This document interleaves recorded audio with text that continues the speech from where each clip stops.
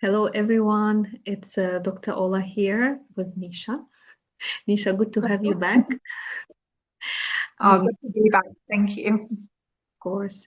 Nisha, maybe you can just remind us quickly about SEN2gether also, how it came along, Of and course. we'll jump into the talk. Yes, great.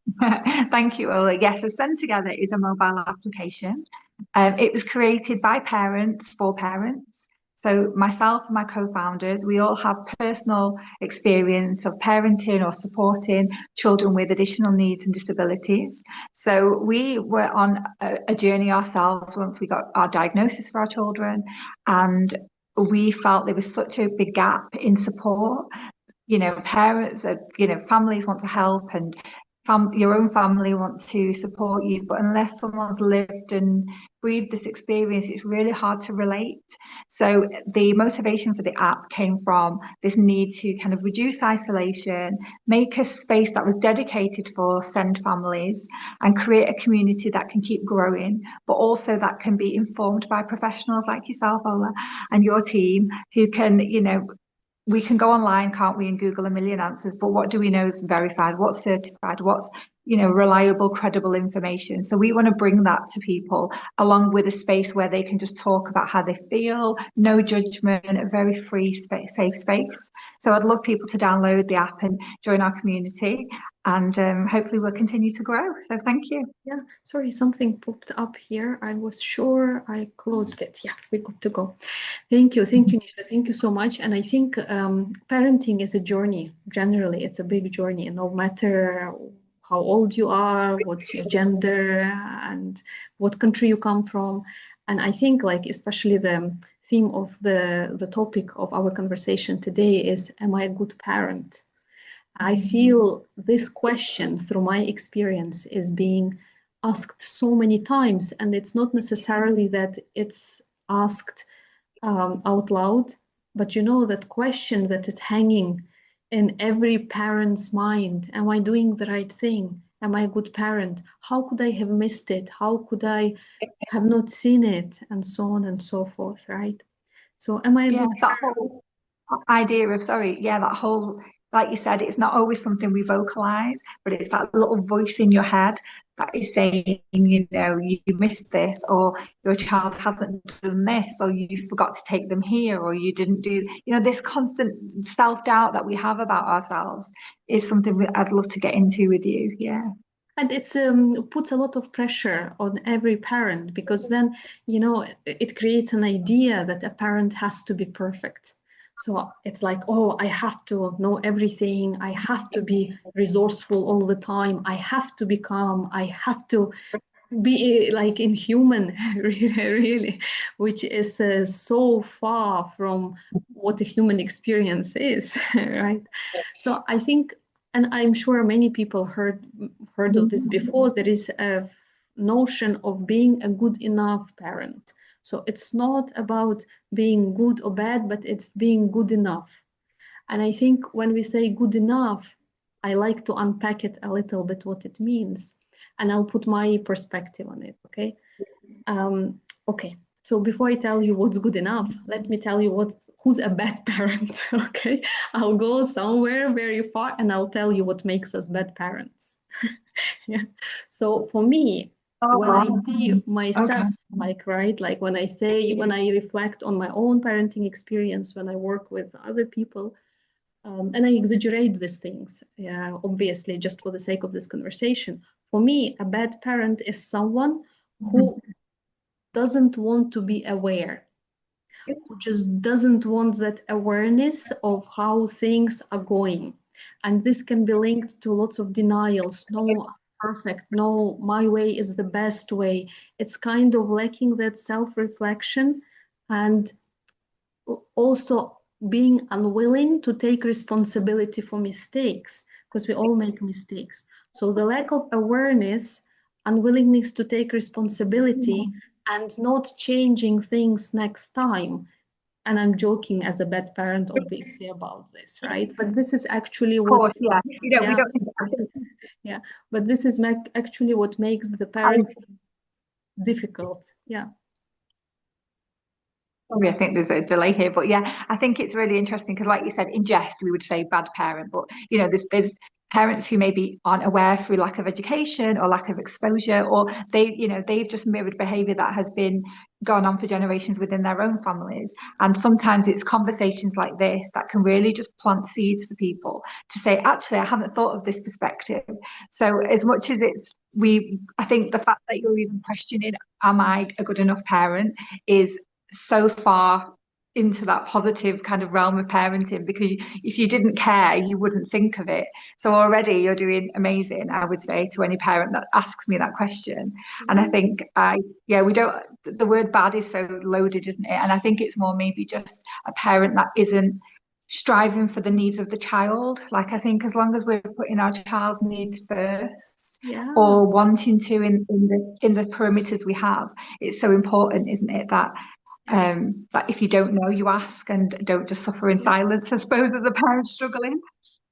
Absolutely. And I think this is this again phrase bad parent comes from lots of experience with parents, because not many ask, am I good enough? Many ask, am I a bad parent actually? And I want to bring the attention also to how our mind likes to put opposites. I'm good or I'm bad. It's like black or it's white, and it's fully lacks often the idea that, come on, who I am today is not who I was yesterday and who I will be tomorrow. And I'm also changing all the time as a parent, right? So even just challenging this kind of words, good, bad, what does it mean ultimately? Yeah. I like talking about parenting in terms of what's effective for my child.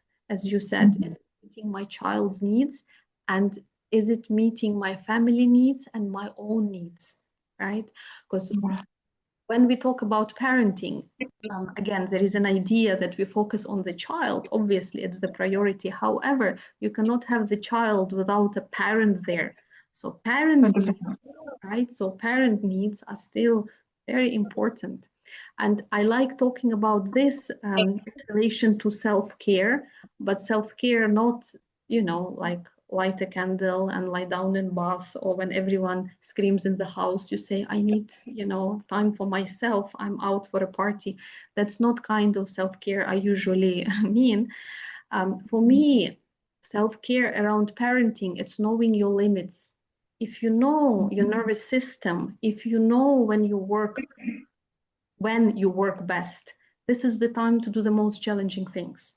If you know that by 7 p.m. in the evening you are gonna lose it, any small battle, you set up a support system, you walk away, you choose your battle, you engage with it very differently, right? Yeah. It's about, yeah, exactly. Like, understanding yourself is so important to being a parent, isn't it? Knowing, like you said, your own personal triggers, your own boundaries, and knowing, like me, for instance, if I know I'm having a bad work day or I've got a headache, I know I'm going to be more short and snappy. So I might say to somebody like my partner, my husband, and say, can you put the children to bed today? Because when we're brushing those teeth, I think it might send me over the edge.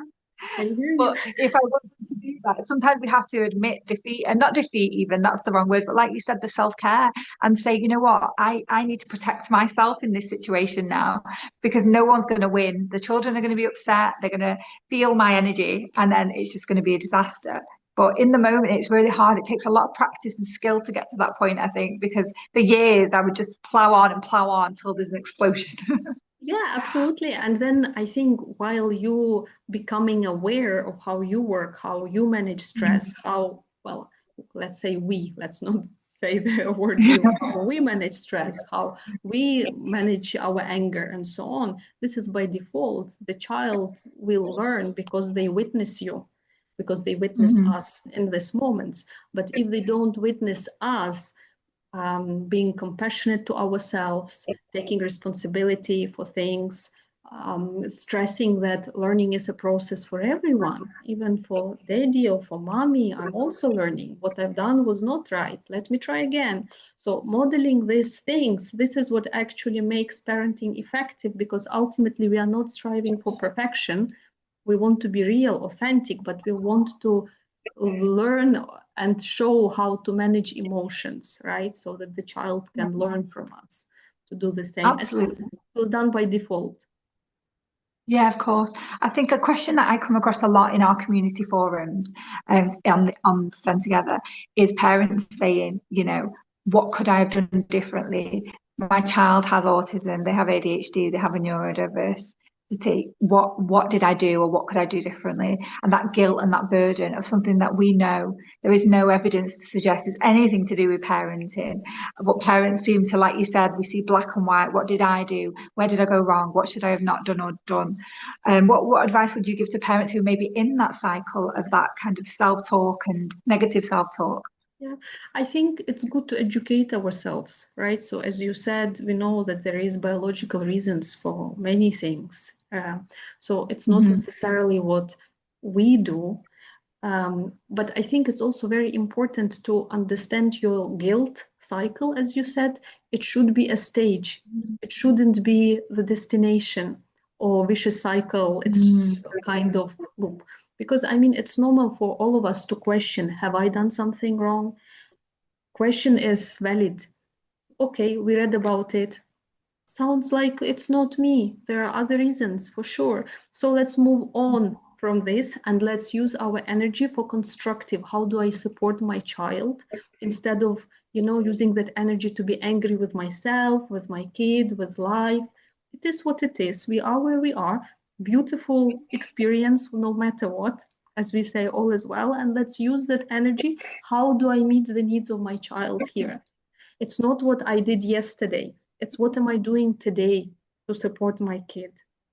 And like, I mean, I talk a lot in our Power Kids program. We actually teach parents who deal with guilt specifically about children with additional needs or different medical procedures who go through, right? And from that program, like we show parents how there are three kind of responses that the parent can go in based on this guilt trip. It's like either you are demanding parent or you are containing parent or you are over empathetic parent. And we explain how each category and how each response kind of shapes the current experience of our children and how to shift from that demanding and not necessarily demanding for our kids, it's demanding for ourselves first.